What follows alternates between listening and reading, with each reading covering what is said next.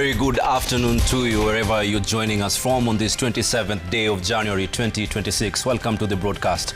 My name is Melita Oletenges. This is Citizen News in Brief. Let's take a look at what we've prepared for you at this hour. Now, the Independent Electoral and Boundaries Commission, IEBC, says legal and financial constraints, including the pending determination on the credibility of the 2019 census report by the courts, could undermine its readiness for the 2027 polls. IEBC Chairman Erastus Ethekon, while addressing the press at the Commission's headquarters in Nairobi, announced plans to review constituency and ward boundaries using a phased approach, citing legal, constitutional and operational constraints that have delayed the exercise beyond constitutional stipulated timelines. Seth Olale with the latest update on election preparedness. The delayed boundary delimitation by IEBC has now exceeded the required review timelines of between 8 and 12 years, posing a serious legal constraint ahead of the 2027 general elections. The last review ought to have been concluded by 2024. According to the Constitution, boundary delimitation should be completed at least 1 year before a general election, a timeline IEBC has already missed. We have challenges in terms of meeting those constitutional timelines, and I've explained the factors that led to that. The absence of the commissioners to undertake the policy decisions and oversight around the boundary review. In a bid to salvage the situation, Ethekon said the Commission has opted for a phased and legally cautious approach, describing it as a defensive strategy aimed at safeguarding preparations for the next general election.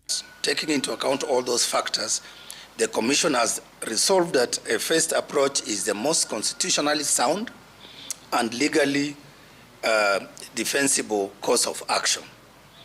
And therefore, this approach will enable us, as the Commission, to meet our constitutional obligations on boundary reviews by helping us to advance our preparatory work while also monitoring the outcomes of the litigation processes that are currently pending before court. Asked whether failure to meet the stipulated delimitation deadlines would pose a legal threat on the 2027 election outcome, there is that possibility. We can't preempt it. You know, Kenyans, we are a very litigious society.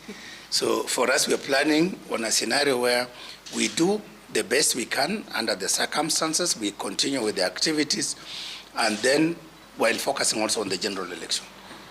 After that, then we will resume and proceed to complete maybe within a year or even later or two. The Commission has also stated that other legal constraints, including the pending determination on the credibility of the 2019 census report by the courts, could undermine its readiness for the 2027 polls. The 2019 census is a matter that is in court, and yet the Commission requires that data for us to publish what is called a preliminary report of boundary delimitation, and for us to publish a notice of intention to delimit electoral boundaries. And in the absence of that data, in the absence of that report, then we cannot be, our hands are tied and we cannot progress. Ethekon also pointed to constitutional and legal inconsistencies, noting that while IEBC has the mandate to review boundaries, it cannot alter the number of constituencies, in that the County Governments Act has capped the number of wards, yet the Commission is constitutionally required to review ward boundaries.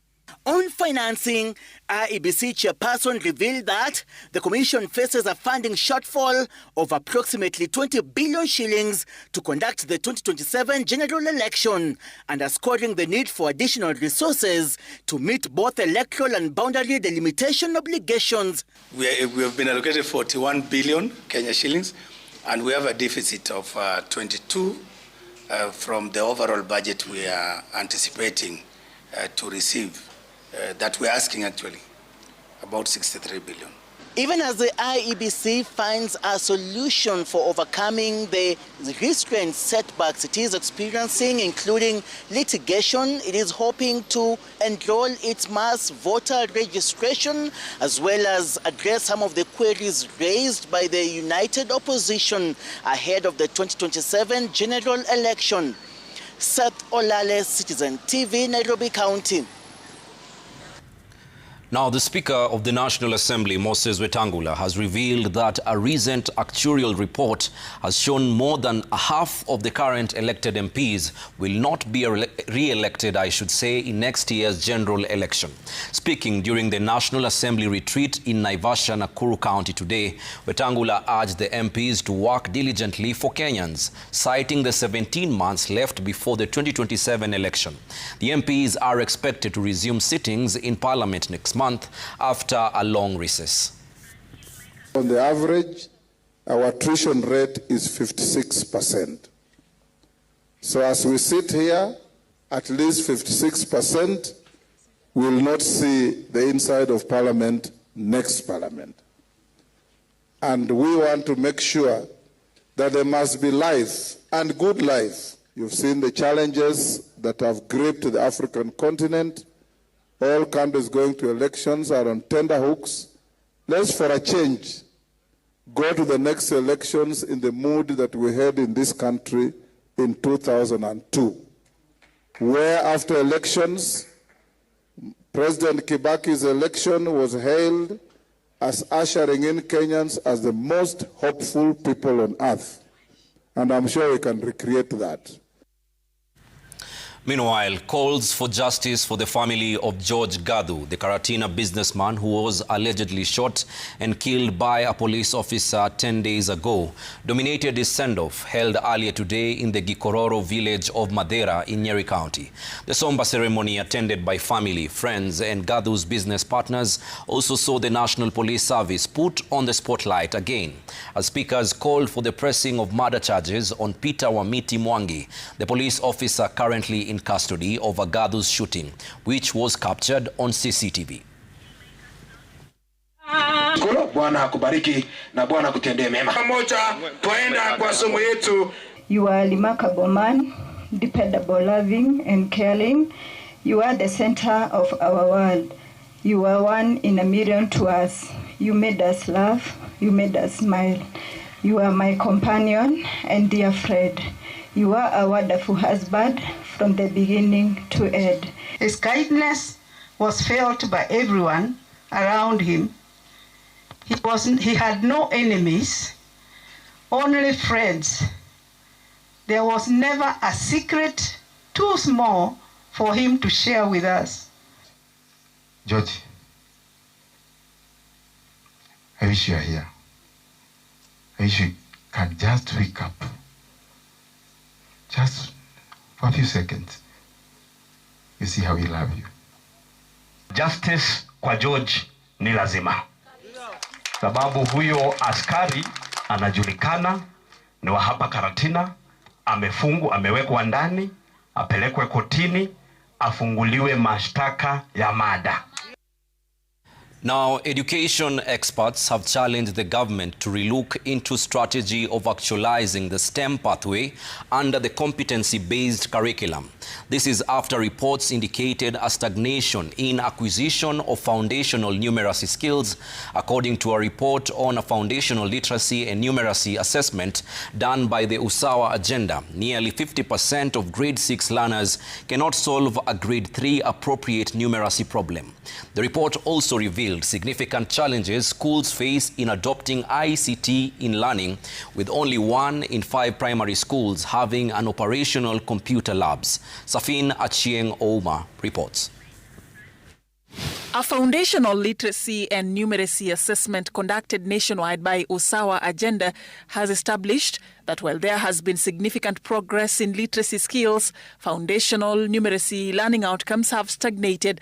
According to the 2025 learner report, 43 out of 100 grade 6 learners cannot solve a grade 3 appropriate numeracy problem. There is a very deliberate effort by the government of Kenya to position the country towards STEM education. That gives us a challenge to see what we do to address numerous challenges at the foundation, because that will determine whether we can move the country towards being a STEM education country. The assessment identified critical resource and staffing gaps in STEM. One of the things we saw as we did classroom observation is the fact that we still have more children sharing a mathematics textbook than those sharing an English textbook. That is just one. There could be many other variables, including the ratio of math to language teachers in schools that need to be looked into. The role of Teachers Service Commission is to make sure once the funds are provided, as the government has been providing, every school will be having the teachers which are required. The report further revealed that schools are yet to fully make use of ICT in learning, with only 1 in 5 primary schools having operational computer labs, and nearly 50% of schools are not connected to the internet. Meanwhile, only 1 in 4 schools have libraries, while 7 in 100 schools have libraries that are linked to online resources. And that is a challenge not just to the government but any other stakeholder who is supporting this transition, to put in resources to narrow the gap between what we have and what we need to be able to get the ICTs running in our schools as well. While the report records an overall high school enrollment rate of 94%, the dynamics have shifted as more boys than girls are out of school across the country. Garissa, Mandera, Turkana, Marsabit and Wajir counties have the highest overall percentage of children out of school, while Muranga, Makueni, Bomet, Nyamira and Nyandarua counties form part of the green list. Safina Chengoma, Citizen TV. The hearing of Albert Ojwang murder case will begin on March 7th. Justice Diana Kavedza set strict hearing dates in the murder case, ordering the proceedings to take place on March 17th, 23rd, 24th, 30th and 31st, as the court seeks to conclude the high-profile case before April amid strong public interest. Justice Kavedza at the same time ordered all parties to comply with case timelines, directing investigators and the Director of Public Prosecutions to supply witness statements and video evidence in advance. Protected witnesses are expected to testify in the first 2 days as the 6 accused, including former Central Police Station OCS Samson Talam, remain in custody after being denied bail over fears of witness interference and public unrest.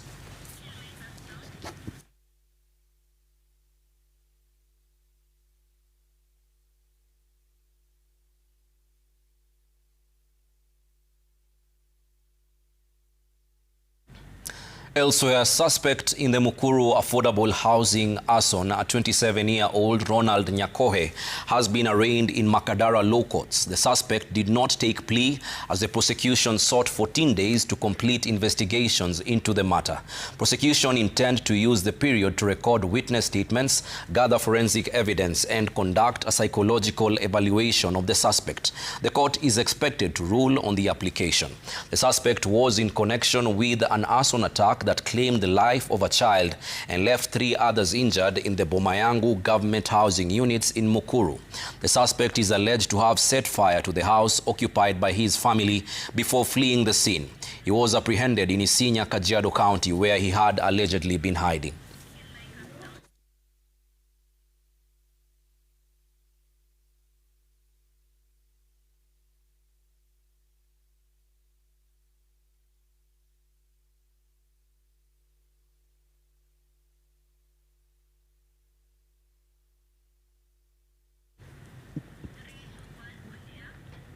Now, tension is rising in Sirisia constituency, Bungoma County, as leaders of local coffee cooperatives sound the alarm over a wave of theft targeting farmers' hard-earned produce. Farmers say the suspect private security firms allegedly working in cahoots with local residents. The rising cases of theft is threatening the stability of one of the region's key economic lifelines.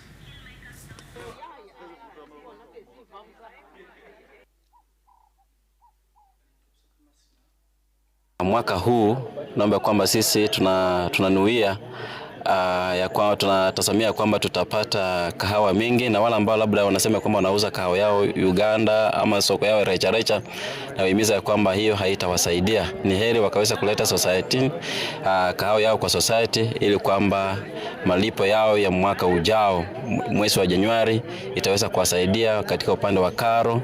Na nimeona malipo ya wakati huu imekuwa malipo mzuri, na kitu ambacho mimi naomba washikilie hapo, waendelee kuhudumia wakulima vizuri.